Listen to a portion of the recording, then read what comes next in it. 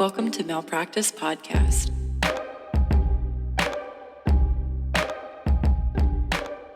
Hello, are you ready to get started? I'm so ready to get started. Welcome to Malpractice in the Morning. It's morning time. I'm Sydney. And I'm Jess. And happy Halloween. And happy kind of. Halloween. Belated. Happy belated Halloween. Yeah, this comes out like 2 days after Halloween. Did you get a lot of trick-or-treaters at your new house? So we got like 10. Okay. I was like aggressively excited. Michelle, I was like waiting by the window. Same. Like a freak, probably. Oh, same. Like scaring away children. Yeah. But I was so excited. I had so much candy and I was like looking at the window. Michelle was like, they can probably see you. Like, you should probably get away. Yeah. Like, I hope that they do come for you. But like, you need to step away from the window, ma'am. So I have a motion camera in our front yard.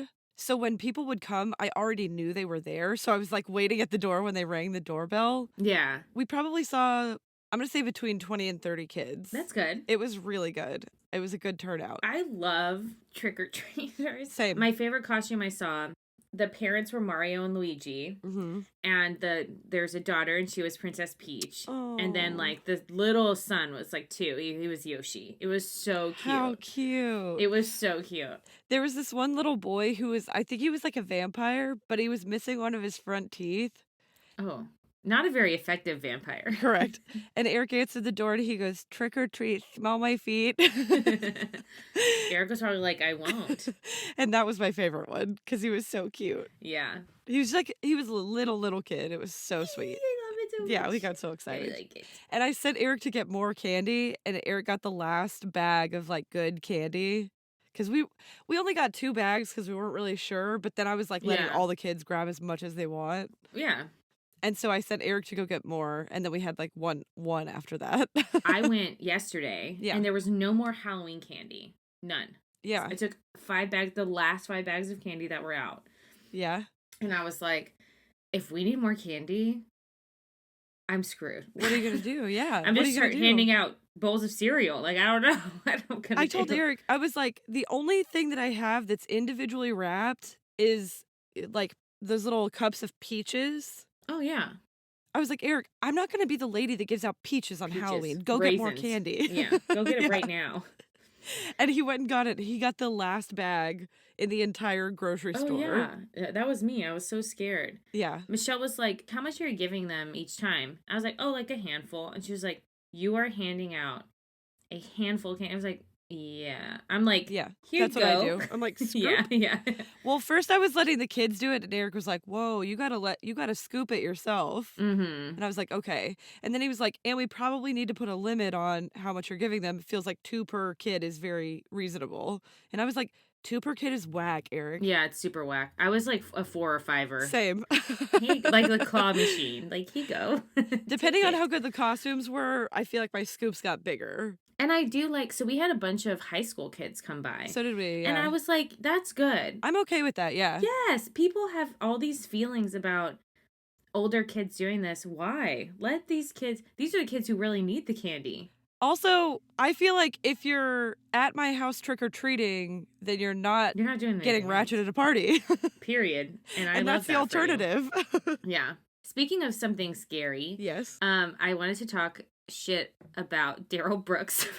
Absolutely. So if you haven't been keeping up, you can watch, and I didn't know this, there's a YouTube channel called like Law and something. Yeah. And he was just convicted of 76 counts because he was convicted of running through a Christmas parade, I believe last year, and he was convicted, so he murdered 6 people. Right. With his car. And injured over 60. Yeah, with his vehicle.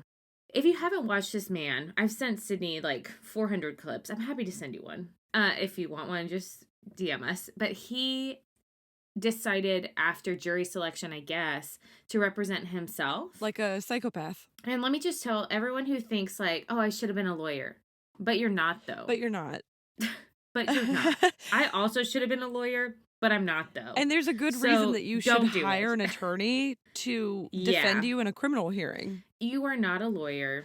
And if you feel the need to represent yourself, I feel like you may want to go get checked because you're a psychopath. Yeah, it's never... Like Ted Bundy. And it wasn't good for him. Never is. So I watched the entire thing.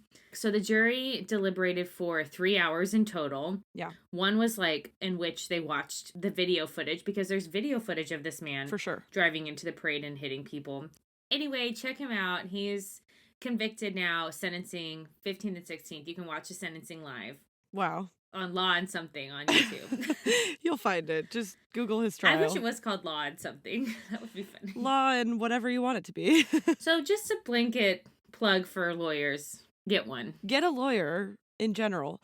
Speaking of which, I don't want to... We can't talk about this too much because it's very new. Did you see that there was an arrest in the Delphi murder cases? No. Yes. They made an arrest yesterday. Okay. It's good. Feels good. I feel good about... Feels like the right guy. Yeah, really? Yeah. Okay. They're holding him without bond, and Eric and I were talking about it, and I was like, you don't hold him without bond if you don't feel pretty good about it. I mean, he's innocent until proven guilty. They all are, but like... Correct. This man's face... That would be really scary. Right. To be held without bond. Oh, absolutely. It's like, you ain't never getting out. Yeah. So let's get into today's episode. We are going to be talking today about Charles Cullen and the good nurse who took him down. I'm very excited about this episode, but before we get started, we just want to make a quick trigger warning. This episode is going to contain mention of suicide, suicide attempts, murder, stalking, and other acts that some might find upsetting, so please listen with caution. This is a two-parter, and next week we are not going to put an episode out because Sydney is defending pew, pew, pew, pew. for her PhD. She's defending, so we're not going to put an episode out next week, but we'll have part 2 of this the following week. And thank y'all for being understanding about that. Yeah, Sydney's going to be a real doctor, and I can't wait to be like, Doctor I don't know bitch. anything, but I do know a doctor. I do know this one doctor. She's amazing. To kick off this episode, I wanted to share that I learned about old Charles Cullen from a movie. So Michelle and I were watching the movie The Good Nurse, and I was like, this sounds like some bitch we've covered, like some murderer. This is a murder doctor. Yeah. So I looked it up, and we hadn't covered him, but he reminded me of Charles Swango. Swango, for sure. Poisoner. Isn't his first name Charles? Michael. I think so. Michael yeah, Swango. Michael is his name. Yeah. I feel like Charles is such a... I don't know if anyone listening is named Charles, but I feel like now I'm like, that's a murderer name. Like, that's a scary name. Is it? I'm scared of Charlie? Charles now. Nah. Yeah. If you go by Charles, like, that feels... Well, I'll allow it. Okay. So Michael Swango, that's who I meant. Thank you, Sydney. I got you. It's 7:30. So I was like, oh my God, they based this movie off of Michael Swango. But then I looked it up and I was like, nope, we haven't covered this because there's so many creeps in the world. Yeah. And I sent a link to Sydney, and like within 5 seconds, she was like, ew, he looks gross. Like, let's do it. So plug for the movie, plug for not being a creep that we can do an episode on, and plug for being the good nurse wherever you can. Yeah, honestly, that movie is really good. Eric and I watched it last night, and It's so good. I have a question for you. Do you think that Eddie Redmayne was a good casting decision? Yeah, I think so. I said he was too handsome to play that role, and Eric goes, you think that man is handsome? Yeah. Yeah, not in this role, but yeah. Did you show him a picture of Charles? I did, and he was like, yeah, I think the casting is really good. I was like, that's mean. He's a really good actor. He's a really good actor. I think that in that regard, yes. Yes, I agree. Yeah. And I really like Jessica Chastain. Oh, She did yeah. a really good job. Yeah. I like her in everything she's in, though. What I liked about the casting was you wanted to like Charles in the movie. You did so badly. And I think that that's what they wanted you to feel was how she felt. That's exactly what they wanted you to like, feel. I liked him. He's my friend. There's no way. Right. But yes way, bitch. Yeah, we'll get into it, but she really struggled with that. Yeah. Coming to terms with that. Yeah. So, yeah, you're right. In terms of that, excellent casting. Yeah. So this absolute creep is accused of murdering dozens, possibly even hundreds of patients during his 16-year nursing career. Even though he's said he's not sure how many there were, he's confessed so far to as many as 45 murders, 29 of which have been confirmed by authorities, which apparently makes him the most prolific serial killer in New Jersey history, and honestly the worst serial killer that I had never heard of. Yeah. He's not on any of my lists. No, same. And we actually do medical serial killer Google searches all the time, and I had never heard of him. Yeah, I was shocked. Right, same. There's just a lot of medical serial killers, and it's crazy. Yeah. We're going to dive in with some background on Charles. He was born February 22nd, 1960 in West Orange, New Jersey, raised in a large family where he was the youngest of 8 kids. Lots of kids. His dad was a bus driver and passed away when Charles was just 7 months old. He said his childhood was terrible in several different ways, and he even attempted suicide by drinking chemicals from a chemistry set when he was 9 years old. Yeah. That was his first real suicide attempt out of the 20 that he would eventually make throughout his life to take his own life. So at 9 years old, he was already not having a great go of it. And we've said this before, but you can feel sorry for the child version of someone who ends up being a complete monster. And for him, I do. Yeah. It's a really sad. Right. It's sad. Completely agree. And things are about to get much worse because on December 6th, 1977, when he was 17, so like a senior in high school, his mom was killed in a car accident during which his older sister had been driving. That is so traumatic that I cannot even imagine. Yeah. He was obviously traumatized by her death. He personally described the event as devastating. He and the family were especially upset when they went to the hospital to claim her body that she was taken to as she was dying. So first they lost her body. They could not find it when the family went to view her body. And then it turned out that they had actually cremated her before they even told the family. Without family consent. Like, that's not They cremated right. her before the family even knew that she was dead. I hate that. That's not okay. So not okay. They tell him his mom has passed away, and oh, by the way, here are her ashes. Like, that's pretty rough. That's so rough. They shouldn't have done that. That's messed up, but like, you can't do that. What if people have religious beliefs? Correct. You cannot do that. Not everybody's okay with cremation. And he's 17 when this is happening, which is like a pretty formative time in your life. Yeah. Yeah. So following that event, he decides to drop out of high school, which I don't support, but I do understand in this situation. And he enlists in the Navy. Mm-hmm. He passed basic training and all the exams required for the submarine crew. So, like, psychiatric exams, everything he passed. Which I had a friend who did that. It is not easy. The Marines are not a joke. Or, wait, the Navy? Are those different? Navy? Yeah. Oh, they are? 2 different. Really? Yes. Oh, okay. They're 2 different branches of the military. Are they? Obviously, I know a lot about the Army. That's a different branch. I know. But Army feels like, all inclusive. It's like the umbrella. Yeah. And then there's like a sub-Army category. Yeah, I get it. Wait, what's the difference between the Navy and the Marines? They're just 2 separate. It's like the Army, the Navy, the Marines, and the Air Force are the 4 branches. But what's isn't the Navy like in the water? Yeah. Aren't Marines in the water too? Yeah, but I think Marines are like specialist water whatevers. Fuck if I know. Please message us the difference between. I could Google it, but oh my God, please don't message us. Don't be mad. I don't know. People are gonna be mad. They're gonna be mad. We can cut it. Who cares if they're mad? I don't care. I really don't know. So you can tell me if you want to. We're doing our best here. We can't know everything. We can't. And we're trying. So he actually did really well in the Navy. Not the Marines. He didn't go there. The Navy. Yeah. And he made it to Petty Officer 2nd Class aboard the ballistic missile submarine, the USS Woodrow Wilson. He was basically put on this team that managed the ship's projectile missiles, which is wild, considering what we know about him now. Mm-hmm. But he said he didn't fit in, and he was, like, hazed there, which I feel like that's also part of the vibe. Military? Yeah. Oh, yeah, military. That's the word. The whole umbrella. That's the umbrella term instead of Army? Got it. I mean, yeah. I feel like being hazed in the military is probably pretty common. Yeah, agreed. After being there a year, he was found seated in missile controls wearing items that had been stolen from the ship's medical supplies, including like a surgical mask, gloves, and scrubs. So not his like actual uniform. And they were like, what the fuck are you doing here? Right. Wearing that? And he was disciplined for being super weird.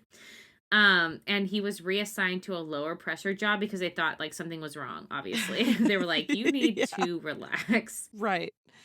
He never explained why he did this, and I honestly would love to know the answer. Like, imagine if you walked in and saw someone at your current job sitting at their desk in a like full surgical gear. Yeah, no, it's really weird. No. I'd be like, get help. Yeah, like, and Which you is would what they think did. that they would be like, you must have help. Right. He attempted suicide and was committed several times over the next couple of years. He got a medical discharge from the Navy, not the Marines, in 1984 for an undisclosed reason, being you're unwell. Yeah, am I allowed to guess? Because it's red flag city over here. And yes, you can guess. And yes, Yeah. it's necessary. So he then enrolled in Mountainside Hospital's nursing school in Montclair, New Jersey. He was elected president of his class. I didn't know that they had that, but like, go off. Yeah, his nursing class, apparently they elect a president, and it was him. So It was him. Charisma City. Everyone that was in that class Yeah. needs to think about their life. And graduated in 1986, and he started to work at the burn unit of St. Barnabas Medical Center in Livingston. He then met and married a woman named Adrienne in 1987. Their first daughter was born later that year. However, Adrienne became concerned at his behavior and his alleged abuse of their dogs. Yikes. Right. Then in 1993, she filed a restraining order against him and claimed he had spiked people's drinks with lighter fluid. He burned books like of his children's books. And he left his daughters with a babysitter for like a week without letting the babysitter know that it was going to be a week. Yeah. In addition, she reported like a detailed series of incidents like stuffing their ferret into a trash can. Oh, I have a question though. So you get kicked out of the Navy, discharged from the Navy, and somehow that means you're all good for nursing school. And I just believe there should be a center of knowledge that people are like, everything feeds into this one center, and they're like, probably not a good idea. Like maybe just a little red flag pops up that's like, this guy has several concerning things in his past, like stuffing a ferret into a trash can. And can you imagine doing that to a ferret? Ferrets are so cute. They're so cute. Why are you a dick? He's a dick. Leave that ferret alone. Like, if you're mean to animals, I don't know what to tell you. You're just a bad person. Yeah. Okay. Yeah. Speaking of bad people, let's move on to his crimes because it's about to get rough in here. Crimington. I liked it.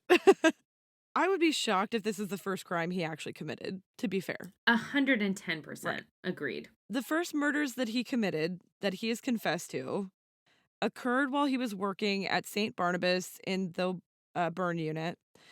On June 11th, 1988, he gave a lethal overdose of intravenous medication to a patient, Judge John W. Yango Sr. That is a freaking name. Oh, this man is wild.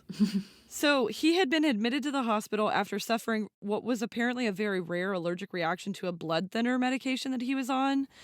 So his very first victim was a judge. And I want to pause for a second to talk about the fact that I can't believe no one investigated the murder of a judge a little bit more. That's a really good point, actually. Because he was a judge. He was there for like a skin condition. How old was he? I don't know how old he was, but I found a quote about him. Okay. Known by many as Maximum John for the severe sentences that he gave some criminals. Yikes. Pause for effect.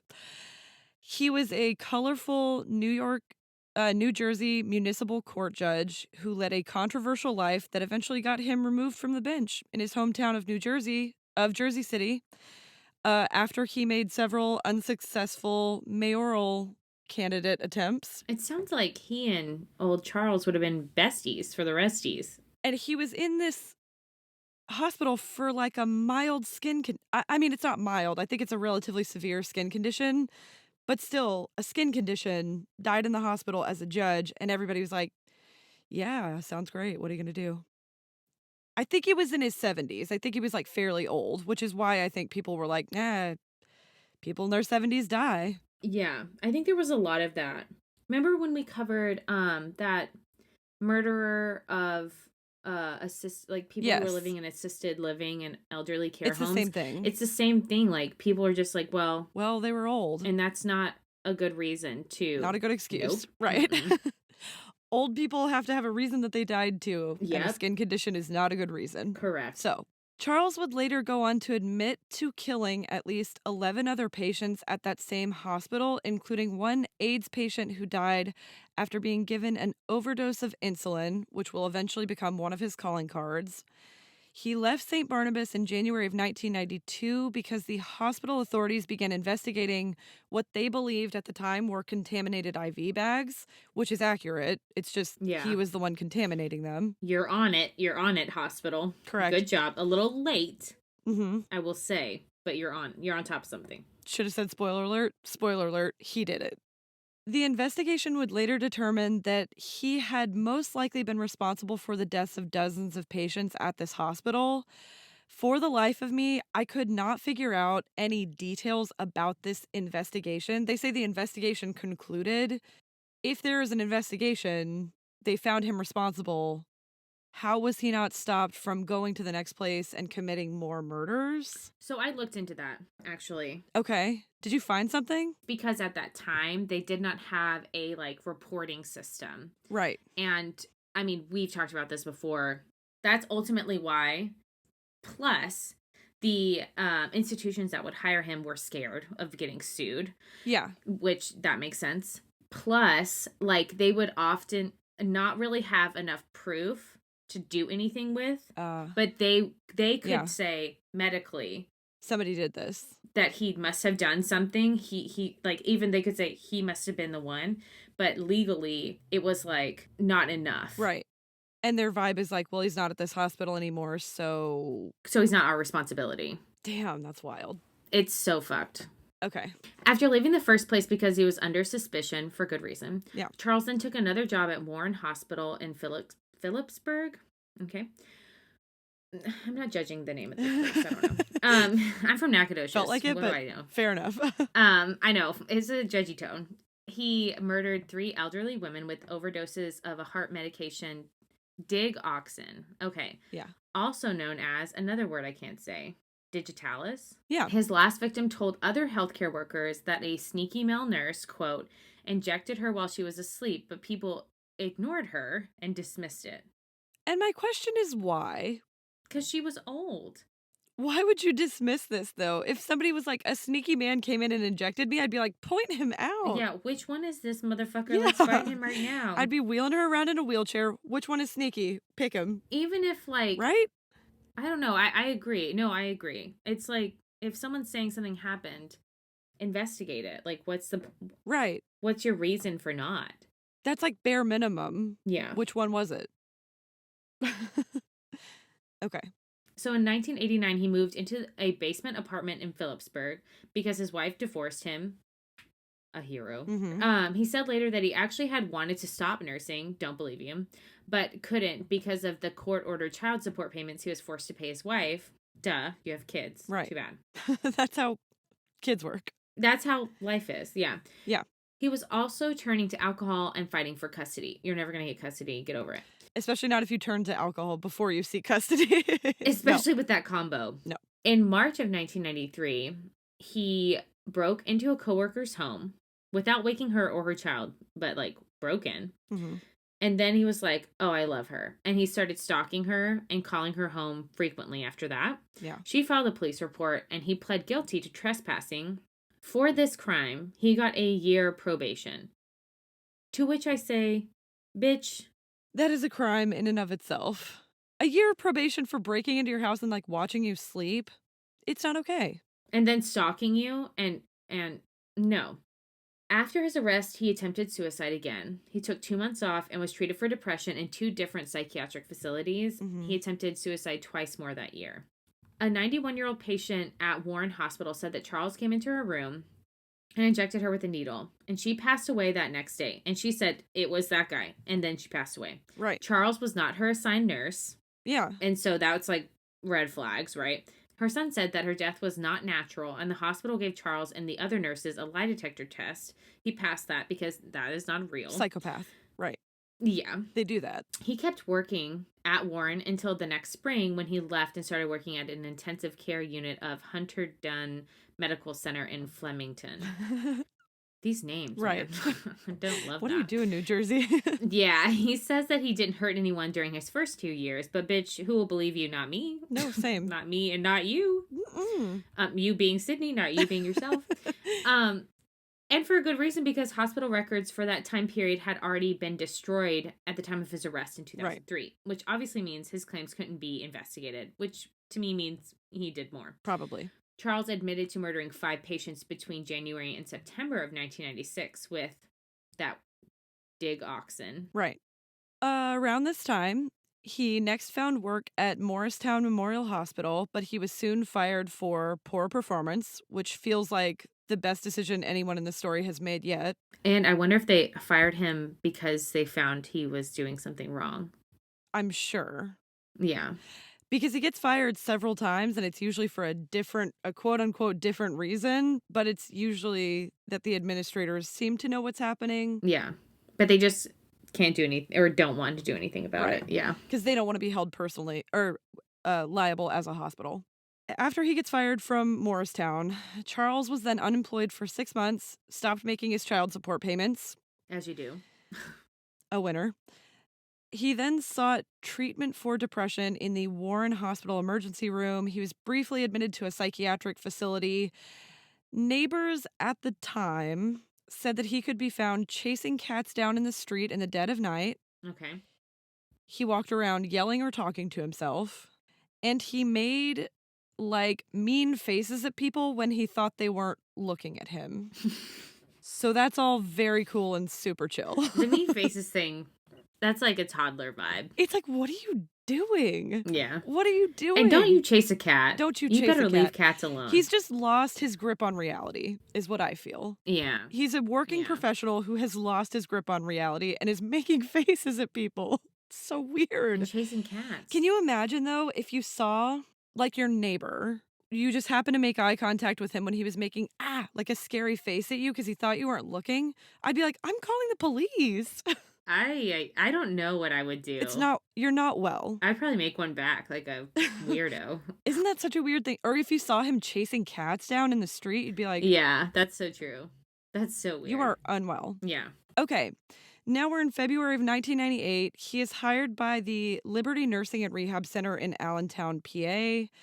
He was staffed on a ward of patients who were dependent on respirators, which feels like the worst place for him to be. Right, right.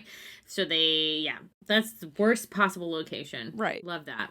Just the most helpless people. Yep. At this time, he was accused of giving patients drugs at unscheduled times and was fired after being seen entering patients' rooms with syringes in his hand. Something happened between him and one of these patients whose room he had entered, and the patient ended up with a broken arm. What I bet happened is he went into this room of someone he thought was like a helpless old person. Yeah. They were not a helpless old person.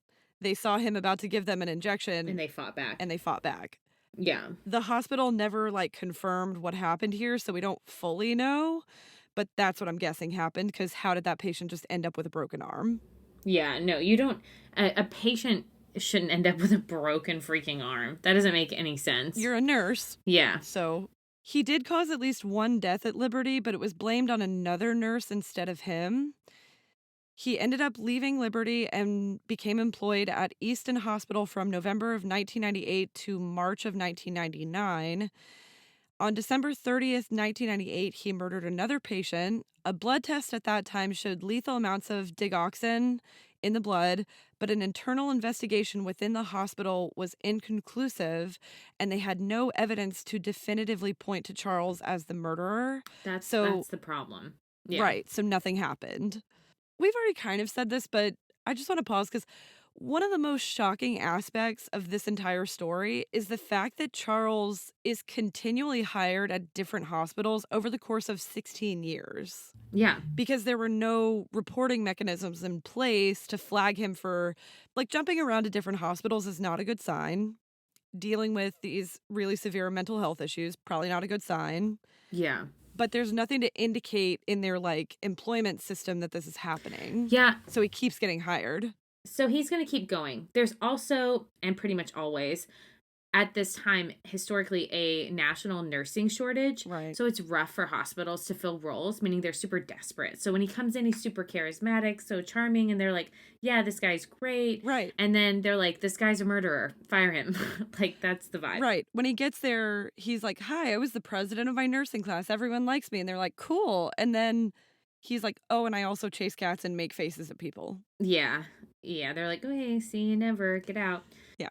In 1999, he took a job at a burn unit in Lehigh. That's Probably. Yeah.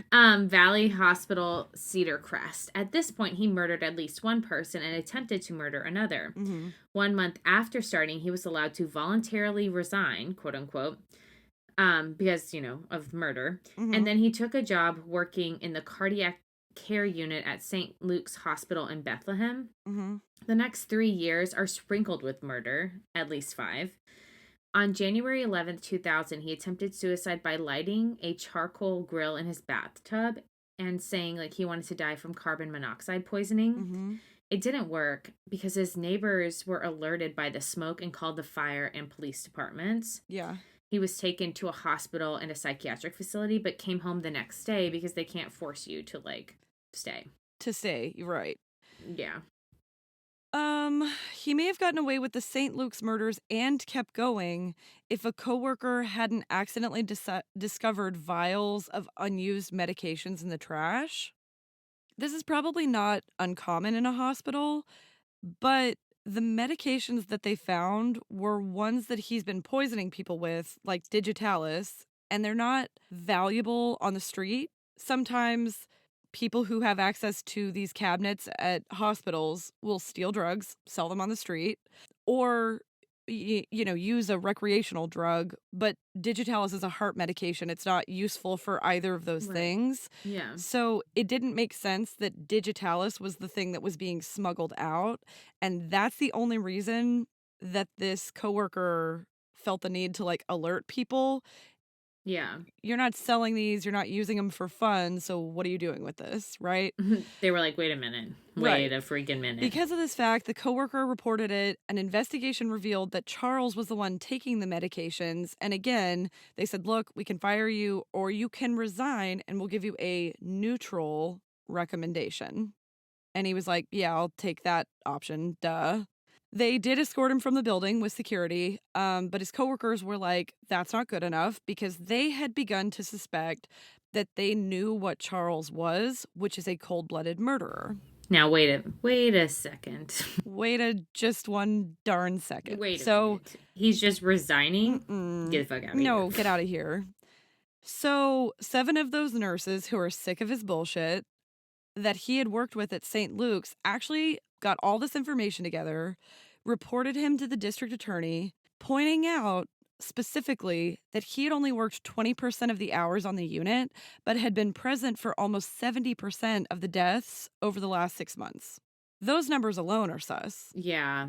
DA's office investigators never looked into his past, and the case was dropped 9 months later due to lack of evidence, which is bullshit. And probably because you never looked into his past. That's crazy. Right. And they allude to that in the movie because somebody asked him about his time at St. Luke's, and Eddie Redmayne says something like, oh, some of my coworkers conspired against me. And I paused the movie and I told Eric, yeah, they didn't conspire against him. 7 of his coworkers took information that he was killing people to the DA, and the DA never did anything and dropped the case. So in 2002, Charles started working in the critical care unit of the Somerset Medical Center in Somerville, New Jersey. He started dating someone but had such severe depression that it didn't really work out. Mm-hmm. He attempted to murder a patient, Philip Gregor, but it didn't work this time. However, Philip ended up passing away 6 months later, so it's still kind of sus. Mm-hmm. Somerset Medical Center in New Jersey began to conduct an internal investigation focusing on Charles over several unexplained deaths. So they were like pinpointing him, essentially. Yeah. They also noticed he was requesting drugs from the... It's not funny. They were like, You're requesting drugs from the computerized system and records that your patients don't need. Right. So why are you requesting them? Great question. And then he would access rooms and patients he wasn't assigned. And it was all in this system. So they were like, you can't say you didn't do it because we have a computer log. Here's the system. Yeah. His request included orders that were immediately canceled within minutes of each other. So it was like highly suspicious. It was like, put it in, cancel it. Put it in, cancel it. Put it in, cancel it. So they were suspecting that he had maybe like figured out a way to like juke the system and still get those drugs. And they talk about it a little in the movie. Apparently, there was a flaw in the system where if you canceled it immediately, the drawer would still open. Then sometimes the cabinet would still open and it would still give you the drug, but it looks like you canceled the order. His mistake here was doing it so often, back to back. So often? Yeah. How often do you need to do this? In July of 2003, the executive director of the New Jersey Poison Information and Education System, that is a mouthful, reached out to Somerset to say there are at least 4 suspicious overdoses that need to be brought to your attention. Right. The hospital essentially dragged its feet and delayed contacting authorities until October of that year. By that time, he had killed at least 5 more patients. Right. While the hospital wasn't super helpful, enter our queen, Amy Loughren, played by Jessica Chastain in the Netflix movie. Amy is the best. Yeah, that's just a fact. That's the tweet. Period. Amy was a nurse and single mother dealing with a very serious medical condition called cardiomyopathy when she met Charles, who had recently been hired as a nurse at the very same hospital where he would go on to kill 13 people. Amy and Charles basically became besties before she realized what he was. According to NJ.com, NewJersey.com, when Charles enters the picture as a new night shift hire, Amy gladly accepts help from the capable, unassuming, and caring nurse. He's a comfort and a friendly face, someone who just makes her life a little bit easier. That's her work bestie. But when one of Amy's patients suddenly dies, it kicks up an internal investigation in the hospital, and Amy discovers that this patient died with insulin in her system. This was a patient who wasn't diabetic, and there was literally no reason for that drug to be there. A nurse would be able to tell if the insulin was your own insulin versus an injectable insulin, like a biosimilar. And Amy kind of is the person who flags that. According to Amy's website, quote, in 2003, I found out my closest friend at work was murdering people. This was a true friend that I confided in, shared my secrets with, and trusted with my life. I adored him. Right up until the moment that Amy realized what Cullen had been up to when she turned to the police and began to help them build a case against him. And it was rough for her to believe that he was not a mercy killer. Amy was shocked and hurt, but she eventually decided that she had to help the police stop him. Amy says, quote, when I was 100% certain that he was not a mercy killer, that he was a cold-blooded murderer, I had to get past my own terror and my own fear that he actually might murder me or my children. Yeah, we love Amy. Like, we are Amy stans for Evs. She's the best. She's the hero of the story for absolutely sure. And we love and hate to leave you guys with a cliffhanger, but we're gonna pause here. We'll wrap this up next week, 2 weeks, when we bring you part 2, because Sydney is defending for her PhD next week. So I will be, I'm so excited. I'm super excited. I'm also very excited to finish this story because this is a wild one. It's crazy. If you have ideas for a case we should cover or a story or a topic, please send us a DM at Malpractice Podcast on Instagram or our email, malpracticepodcast@gmail.com. We hope you like the first part of the story. Don't forget to tune in 2 weeks when we wrap it up. And don't forget to leave us a review wherever you listen. Yeah, do it. And also don't forget, Malpractice makes perfect. perfect. Bye. Bye.